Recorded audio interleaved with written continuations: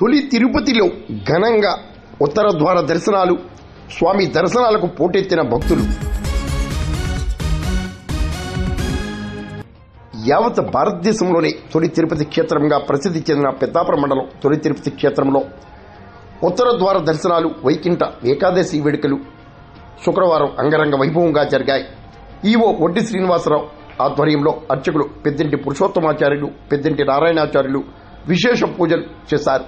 వేలాదిగా భక్తులు ఉత్తర ద్వార దర్శనంతో పులకించారు.